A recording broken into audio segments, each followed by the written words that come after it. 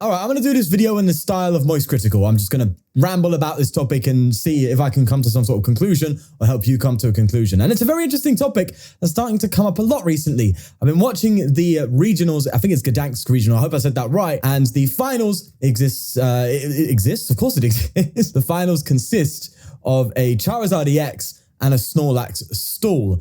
And watching it is so boring. It's so ridiculously boring. It's watching a one player play a two-player game, right? It's one person just playing around, doing this, doing that, doing that. And the other person who, I can get their name up now, actually. I still have it up. Erin Kingbar, I think it is. I hope I said that right. He's playing Lucas. I'm not going to say their surname, God no. Erin's playing Charizard EX and he's just drawing, passing, right? Because he's like, I'm assuming his idea, because he even got Pidgeot EX out and Pidgeot EX had quick search. He wasn't even using that. I'm assuming he was just trying to see how the deck plays, or he's trying to hit that very rare chance that they don't hit the right coin flips on their Silenes to kind of play themselves, so to speak. I'm assuming that's what he was doing. I mean, it's difficult to play Snorlax Stall in any sort of way. And he also doesn't play any, what's that Meteor Pokemon? Oh, I don't know the name, but the one that counters Snorlax. Attaching energy, comes to deactive and hits for weakness, all that jazz. Doesn't play that, I don't think, in his list.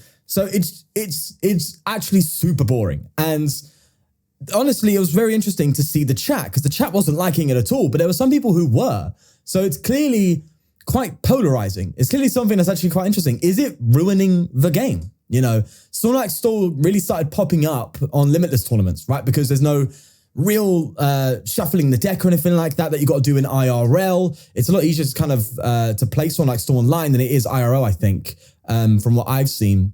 And that's why we haven't really seen Snorlax Stall do much or have a much bigger share of the meta game in IRL tournaments. But yeah, online, you always see it, right? So I'm assuming that's why, because there's a lot less going on and you can probably manage your time better. But yeah, it's now popped up and has made a very big statement in this regional. Reaching the finals alone is definitely a statement. It's likely to win it. I've not seen the result just yet. I've just seen that first game. And it's very interesting, right? So yeah, is it ruining the game? I don't think so. And here's the reason why.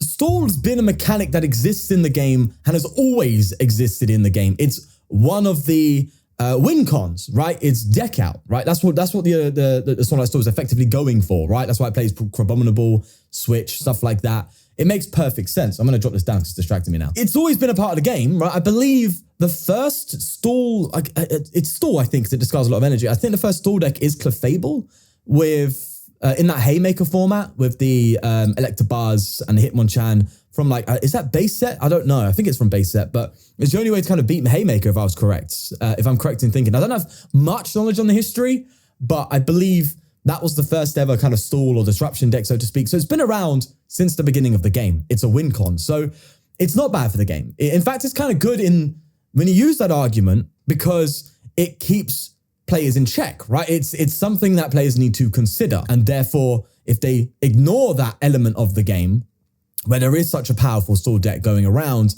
then it can punish them heavily, right? And that's how Snorlax is climbing. Clearly in this regional, there's not been a lot of respect for Snorlax because it's not really been popping up anytime soon. So it's like the perfect storm for Snorlax to come in and be like, hey, listen, mate, don't forget about me. So it makes perfect sense. The good thing is, as I said, of course, is it forces players to kind of be a bit more dynamic in their deck building. It's another element of the game to consider, which is, you could say, is good for the game, right? It makes cards that are generally unplayable more playable as well, right? You know, you have things like Misfortune Sisters. You have things like, well, first off, I think the counter catcher really is the culprit here. The counter catcher, the comeback meta they're building works perfectly for Stall because, you know, once you go down behind a prize, you have so much more options. But that aside, I had to make a cut there because I actually forgot what I was talking about. I just went on a tangent. But what I was saying was it does actually make some cards that were typically unplayable more playable, right? You see, what's that card that allows you to, it starts with an S, I think, allows you to discard a stadium and a tool card from your opponent's hand. Like, that's not seeing you play anywhere. But in Stall, boom, there you go. Erica's, is it Invitation? So I'm terrible with names, but that, you know, is seen playing that deck, which you wouldn't see playing any other deck, right? Purely because of the Stall archetype. So it makes more printed cards more playable. It appeals to an element of the player base that would like that sort of strategy. It's a whole different dynamic in playing the game. So it makes the game itself just more dynamic, right? It's a different way to play. You don't like taking prizes. You want to be in a bit more control. You want to stop your opponent from playing. there's the store decks for you, right? So if that's your way of enjoying it, then that makes perfect sense. So in that sense, it's not bad for the game at all, right? And I kind of think I'm taking that stance. However, here's something that's very interesting. It seems to be, and this is why I'm starting recording the video, it seems to be just super bad for the viewer experience, right? It's terrible for I don't want to call Pokemon TCG an e-sport, right? Because it's not. It's real life card games being played and broadcasted, but you could regard it as an e-sport, so to speak. But we'll just put it in that category for the sake of there not really being a category otherwise. But well, I guess there is in the trading card game competitive category. But I'll bunch it into esports, right? You know, it's being streamed on Twitch as esports are and stuff like that. It just kind of fits into that realm, I think, best when it comes to live streaming. And it just makes for a terrible viewer experience, I think. I think it makes a very bad viewer experience, right? For me, as I said, it's watching one player, play a two-player game. It's like you want to see a battle, right? You want to see, you know, back and forths and, you know, ups and downs and comebacks and stuff like that, which is a great thing about this comeback format that we're going into. But Snorlax was like, nah, I'm just going to play. And you're going to have no idea what's going on in my head. I'm going to have a hand that's the size of my deck. And I'm just going to play these cards again and again. And I'm going to play the same loop, right? I'm going to play the Silene, the team yells cheers, I think it is. It's one of the grunt ones. And then Power Ped. I'm just going to play those 3 cards in order until I win. Maybe I'll throw in a right? I'll throw in the crab, Mr. Krabs, attach water energy and start milling. Yeah? Maybe if I'm feeling spicy, I'll do that. And that's kind of it. So you're just watching one person play the same cards every turn. And then the other Donnie's just sitting there drawing and passing. It's like the most repetitive experience. So I can understand on a viewer's perspective, it's just absolute garbage, right? It's absolute trash. And it makes perfect sense, right? Because you want to see something exciting, right? You want to see, like, I was looking forward to watching, I remember there was a Roaring Moon and Miraidon. I'm like, yeah, this is going to be a fire game, right? It's literally going to be back and forth, price trade, who's winning, what's going on, right? And you know, even like sakes of, I don't know, watching like a Gardevoir mirror, for example, which is a very tough mirror matchup to play. For a viewer experience, it's like, wow, if you're engaged in that game, anything can happen, right? And that's kind of interesting. Obviously, in those types of games, you need to be more engaged because you need to keep track of things yourself. And, you know, there's a different argument there for a viewer experience, you know, should it just be more casual, right? Like watching sports, so to speak, something like football, it's a super easy thing to understand, right? It's like, okay, put the ball in that net, winning, you know, and then 1-0, 2-0, 3-0, you know, 4-1, 4-2, 4-3, 4-4, you know, that's a very easy thing to keep track of. In the Pokemon TCG, first you have to understand how it works anyway. And then when watching a game like Gardevoir, you need to be super invested, right? If you want to get the excitement out of watching it. And those are 2 barriers already for people watching the Pokemon TCG, right? First, they have to understand how it works. And it's difficult to understand how it works, but that's the nature of TCGs, right? You could say Yu-Gi-Oh's the same.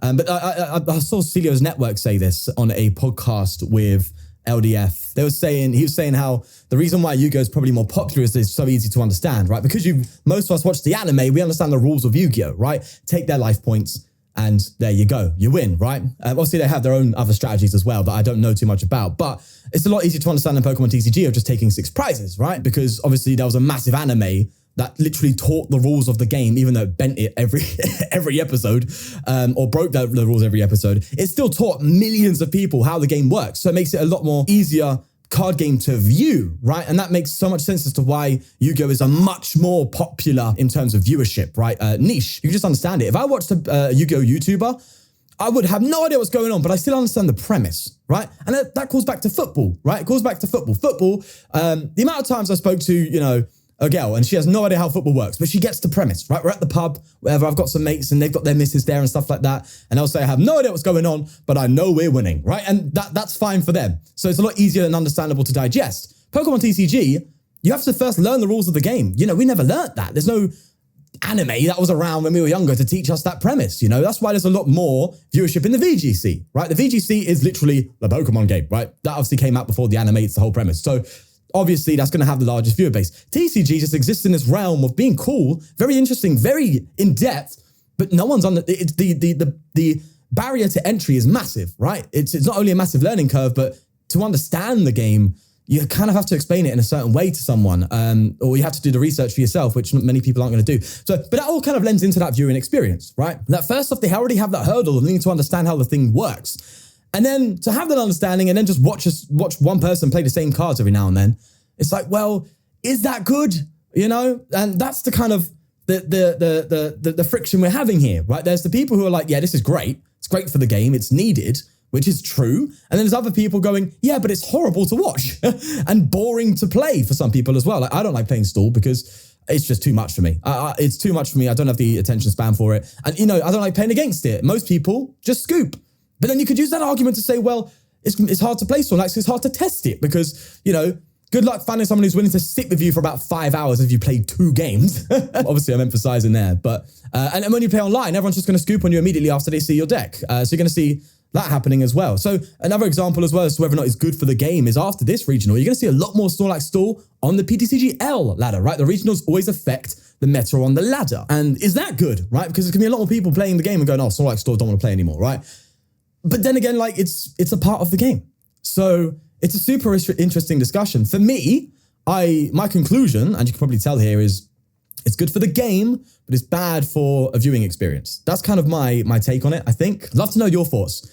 Let me know. It's a very interesting topic. And with the rise of Snorlax coming in, it's a very interesting one to discuss. I'd love to know what you think. I know a bit of a different video today, but I just want to talk about it. I think it's interesting. But yeah, we're going to leave it there. As always, do leave a like.